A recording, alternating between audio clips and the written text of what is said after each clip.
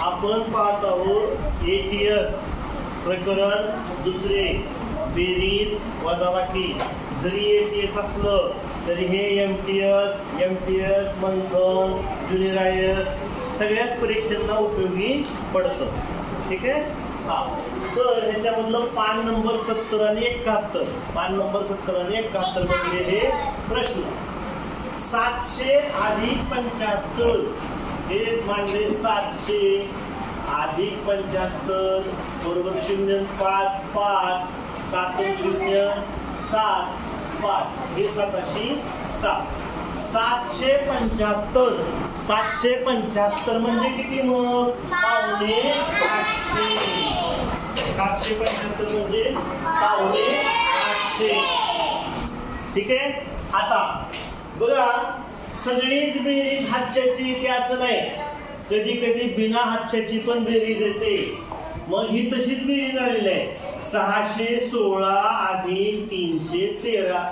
6 आणि 3 9, 1 आणि 1 2, 6 आणि 3 9 झालं. आता पुढे बघा, इथं मात्र हे गणित नीट समजून घ्या. 35 आणि 89. आधी आपण 89 मोठी संख्या घेतली आणि इथं 35 घेतली. बरेच मुलं काय करतात, 9 5 14 इथं लिहितात आणि 8 आणि 3 11 इथं लिहितात. ही बेरीज बरोबर येईल का? मग हे काय आहेत? युनिट्स आहेत, हे एकक आहेत. एकक मग इथं 14 एकक झाले. मग एक दशक पण तयार झाला. एक दशक आहे ना, मग हे एककाचा कप्पा बघा, हा एककाचा कप्पा आहे, हा दशकाचा कप्पा आहे. बरोबर आहे.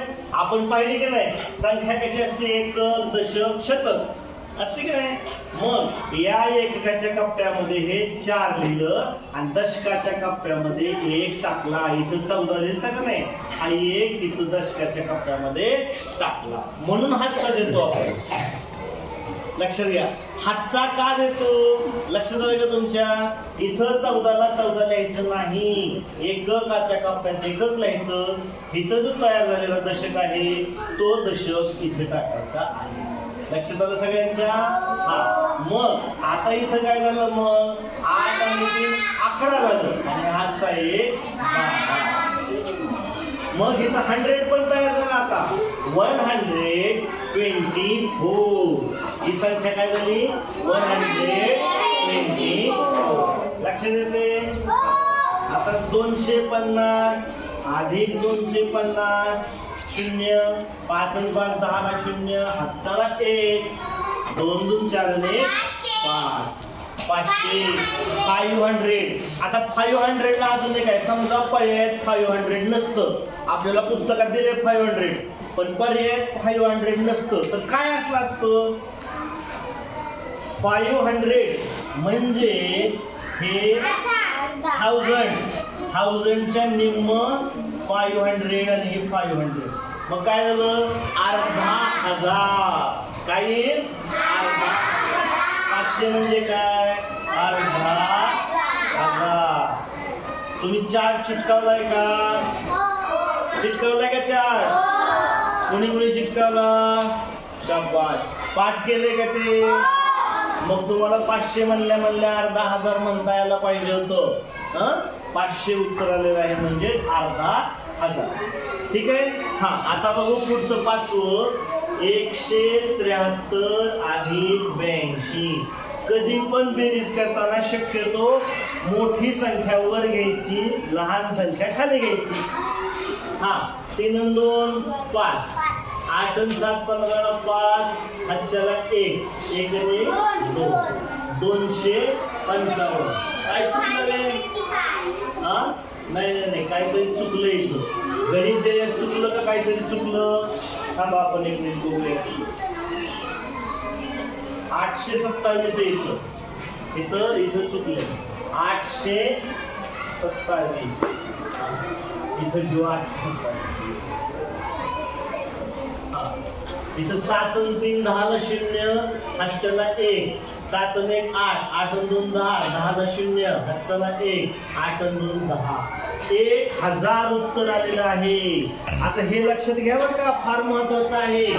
10 एकक. एकक म्हणजे काय? एक. एकक म्हणजे एक. एकच्या पुढे शून्य असतो का काही? 10 एकक म्हणजे 10. आता 10 शतक. शतकाचे किती शून्य असतात?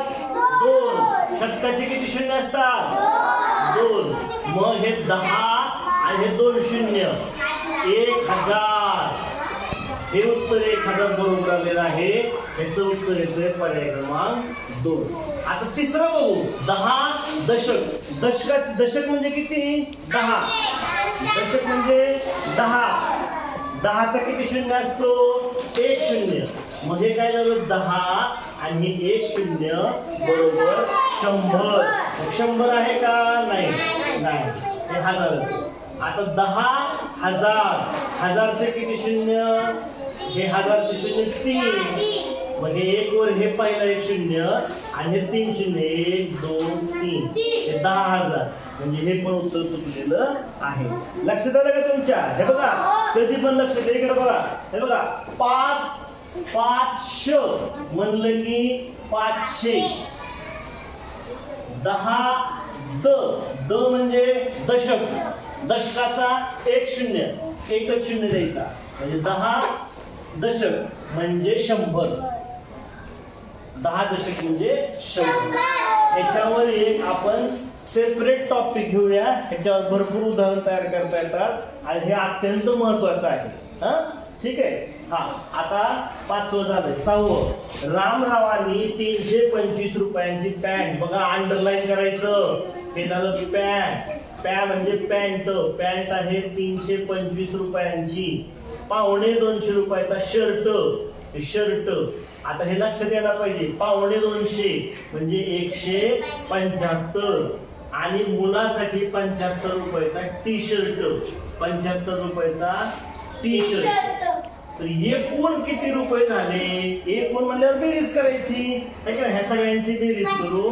5 3 15 5. हातच्याला 1. हातचा खाली घ्या, वरी घ्या, नाहीतर मनात ठेवा, चालतो. हातचा मी मनात ठेवायचं वाटलं असं बोटावर ठेवा. 7 आणि 7 14. 14 15 16 आणि ही एक 17. 17ला 7. हातच्याला 1. 3 आणि 1 4.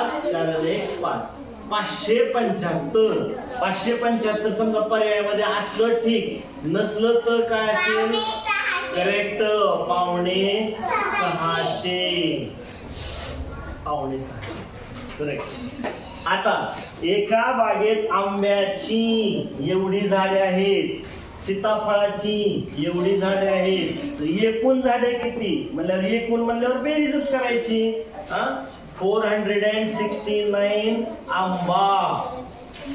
सीताफळाची 345. यांची बेरीज 9 5 14 4 हातच्याला 1. 6 4 10 1 11ला 1 हातच्याला 1. 4 4 8. 814. मिळून किती झाले झाडे? तुम्ही झाडं लावता की नाही? 703. या संख्येत 703. या संख्येत 202 मिळवले. 202 मिळवले तर किती येईल? सोपं आहे. 3 2 5 0 7 2 9 905 येईल. उत्तर लक्षात आलं का? हे लक्षात आलं का? हे कधी पण लक्षात घ्या. आता मला सांगा बघ, 5 द म्हणल्यावर काय द्यायचं? दशक म्हणजे काय? 1 शून्य. अरे एकक म्हणजे हे बघा, एकक म्हणजे 1.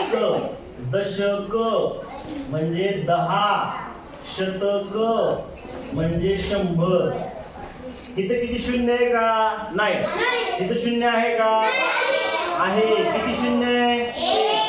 इथे किती शून्य आहे? काय नाही म्हणलं, 1 शून्य द्यायचा, नाहीतर 2 शून्य द्यायचे, काहीच द्यायचं नाही. एकक म्हणलं की शून्य द्यायचं नाही. आता दशक म्हणल्यावर किती शून्य? 1 शून्य. काय उत्तर आलं? 5 दशक म्हणजे 50. आता 6A म्हणलं, 6A म्हणजे काय? 6. आणि तुम्हाला समजा 4श असं म्हणलं तर काय? 4 शतकाचे किती शून्य? 2 शून्य.